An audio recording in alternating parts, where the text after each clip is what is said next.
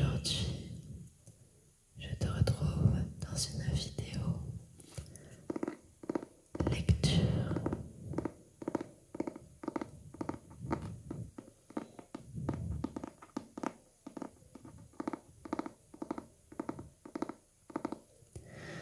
Avec le livre dont je te parlais dans ma toute première vidéo,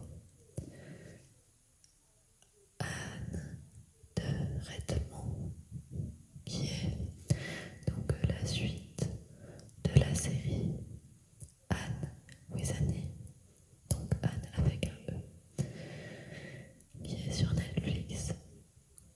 Donc en soi, le livre raconte ce qui se passe après la fin de la série. Mais évidemment, enfin c'est pas forcément si évident, mais étant donné l'époque à laquelle a été écrit ce livre, il a précédé la série et celle-ci s'est basée sur les livres. Donc s'il y a des incohérences, c'est la série qui a fait le choix de ne pas respecter certaines choses du livre plus que l'inverse. Je dis ça puisque si tu as vu la série, tu remarqueras qu'il y a certaines incohérences, notamment dans certains personnages qui sont dans la série décrits comme différents des personnages du livre. Je pense notamment à Billy Andrews, qui est dans la série un peu j'allais dire le bad boy, c'est pas du tout adapté à l'époque, mais c'est un peu ça, c'est un peu l'enfant pas sympa avec les autres, un peu bête aussi. Voilà. Alors que dans le livre, il est décrit comme quelqu'un de gentil, donc complètement différent du personnage qu'on a vu dans la série. Et donc pour avoir commencé à lire ce livre après avoir vu la série, ça m'a un peu perturbée au début puisque je me disais que le personnage en l'occurrence n'avait rien à voir avec celui que je connaissais de la série. Voilà. Je ne sais pas encore si j'irai jusque là dans la lecture, donc peut-être que tu ne verras pas ce passage. Le livre est quand même assez épais. D'ailleurs, je ne l'ai pas encore terminé. Et donc là, je vais reprendre au début, mais je pense que je vais te lire un chapitre par vidéo. Et je ne sais pas encore si je ferai des vidéos pour lire le livre entier, parce que ça fait quand même beaucoup. On verra aussi en fonction de qui ça intéresse, si ça intéresse beaucoup de personnes ou pas. Je pense que beaucoup de personnes ne connaissent pas ni la série ni les livres. Mais voilà, en tout cas, je me disais pourquoi pas faire une vidéo lecture. Et comme c'est le livre que je suis en train de lire en ce moment, j'avais envie de te le présenter. Et surtout, je trouve qu'au niveau du visuel, il est incroyable. Genre vraiment, c'est un des plus beaux livres, si ce n'est le plus beau que j'ai. Il y en a d'autres dans la série, donc éventuellement je pourrais te les présenter. Moi j'en ai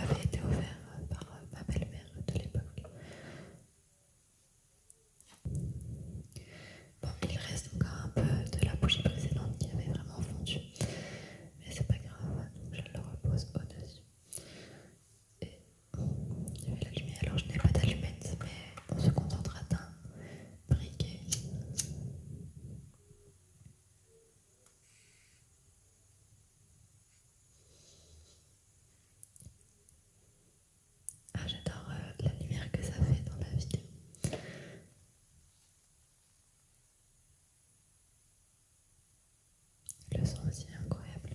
Je sais pas si ça s'entend bien.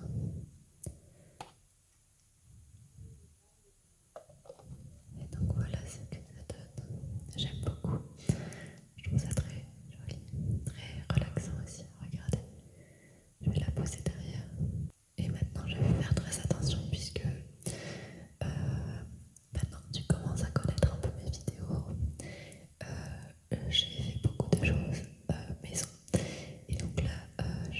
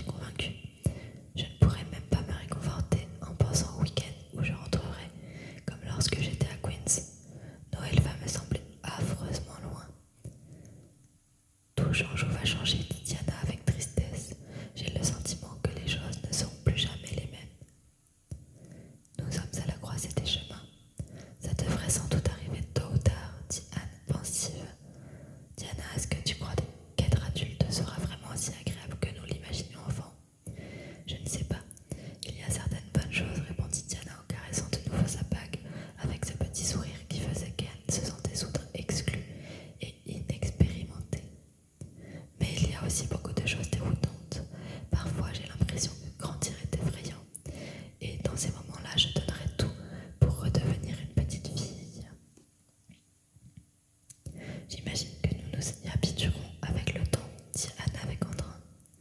Bientôt il n'y aura plus autant d'imprévus, même si après tout, je crois que ce sont les imprévus qui donnent du sel à la vie.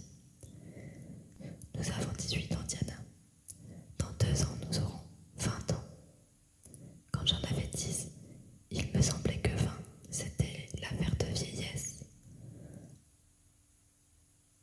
En un rien de temps, tu seras une respectable mère de famille dans la force de l'âge, et moi je serai tante Anne, la gentille vieille fille qui viendra te rendre visite pendant les vacances. Tu me garderas toujours une petite place, pas vrai? Si, chérie. Pas dans la chambre d'amis, bien sûr. Les vieilles filles ne peuvent aspirer aux chambres d'amis. Et je serai aussi humble qu'Uriah Heep. Et tout à fait satisfaite d'un débarras au-dessus du porche ou à côté du petit salon. Qu'est-ce que tu dis comme bêtise, Anne? Rit Diana. Tu épouseras quelqu'un de splendide, beau et riche. Et aucune chambre d'amis à Avonlea ne sera assez somptueuse pour toi. Et tu te tordras le nez devant tous tes amis d'enfance.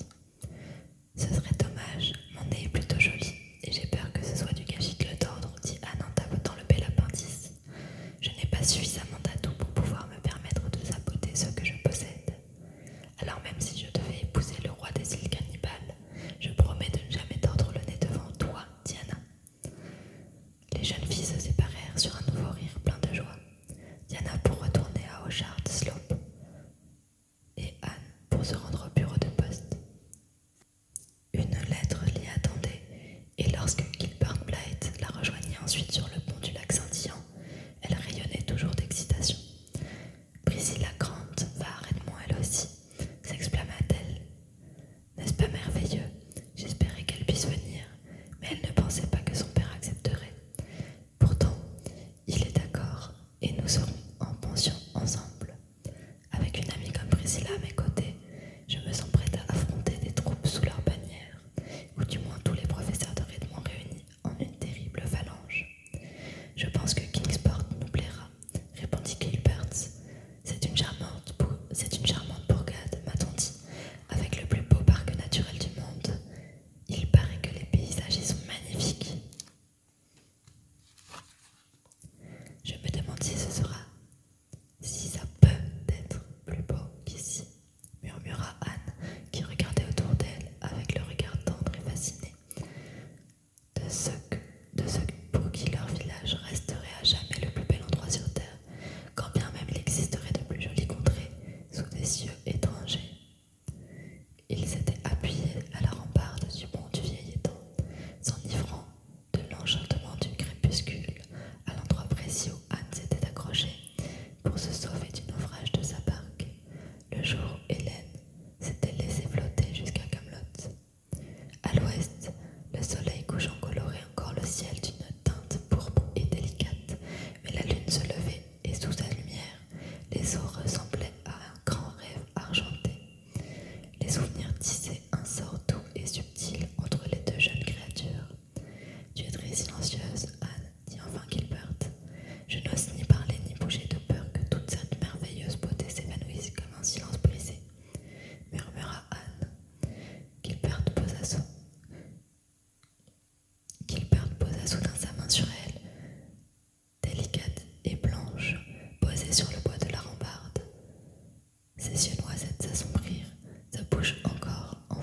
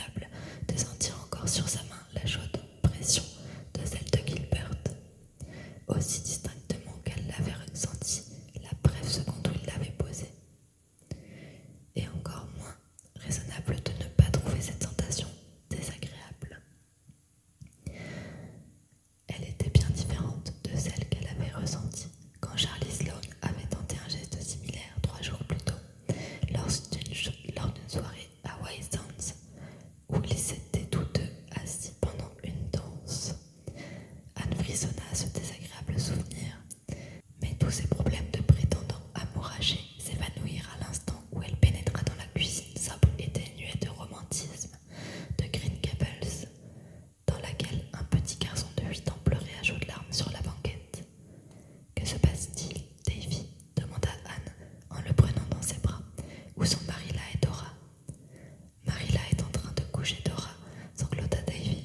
« Et je pleure parce que Dora est tombée dans l'escalier de la cave dès la première et qu'elle s'est râpé la peau du nez et... Oh, ne pleure pas pour ça, mon chéri. Tu as de la peine pour elle, c'est certain, mais pleurer ne l'aidera pas. Elle ira mieux demain. Pleurer n'a jamais aidé personne, mon petit Davy, et... Je ne pleure pas parce que Dora est tombée dans la cave, dit-il interrompant le sermon bien intentionné d'Anne avec une vive amertume. Je pleure parce que j'étais pas là pour la voir tomber. J'ai l'impression de toujours rater les choses amusantes. Oh, Davy, s'exclama Anne en étouffant un éclat de rire malvenu.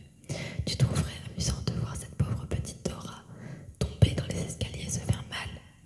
Elle ne s'est pas fait mal, en tout cas pas si mal que ça, répondit Davy sur un ton de défi. Sûr que si elle était morte, j'aurais eu beaucoup de peine. Mais on tue pas les Gates aussi facilement. Comme les Blewett, j'imagine. Herb Blewett est tombé du grenier à foin mercredi dernier. Il a roulé direct dans la chute d'un navet, jusque dans le box où il gardait un cheval sauvage, tout nerveux et agité, et il a atterri pile sous ses sabots. Et pourtant, il s'en est sorti avec à peine 3 os cassés. Madame Lind dit qu'il y a des gens qu'on peut pas tuer, même avec un hachoir à viande. Madame Lind arrive demain, Anne. Oui, Davy, et j'espère que tu seras bien sage et gentil avec elle. Je serai sage et gentil, mais est-ce qu'elle va me mettre au lit parfois, Anne? Peut-être, pourquoi? Parce que, dit Davy très fermement, si ça arrive, je dirai pas mes prières devant elle comme je le fais devant toi.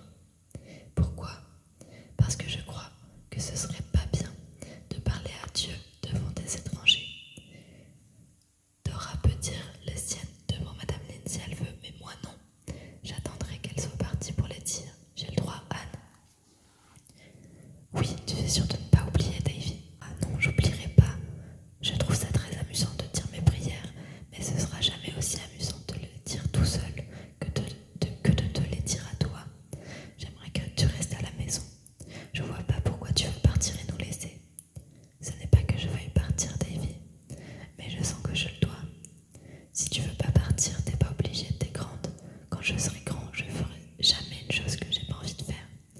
Toute ta vie, Davy, tu te retrouveras à faire des choses dont tu n'as pas envie. Je les ferai pas, troncha Davy. Tu peux me croire, maintenant je suis obligée de faire des choses que je veux pas, parce que sinon Marilla et toi, vous m'envoyez au lit. Mais quand je serai grand, vous pourrez plus et personne pourra m'interdire. Je vais en avoir du temps. Tu sais, Milty Boulter raconte que sa mère a dit que tu allais à l'université pour voir si tu pouvais te dégoter un homme. C'est vrai, Anne, je veux savoir. L'espace d'un instant, Anne se sentit bouillir de colère. Puis elle rit en se souvenant que la vulgarité crue d'esprit comme de paroles de Madame Boulter ne pouvait la blesser. Non, Davy, ce n'est pas vrai. J'y vais pour étudier, grandir et m'instruire de diverses choses. De quelles choses? Du froid, du chaud, du mal au temps, du chou-fleur, des rois et des roses, répondit Anne. Et donc, il y a une note qui dit que c'est un extrait du poème Le Morse et le Charpentier. Ce qu'elle vient de dire.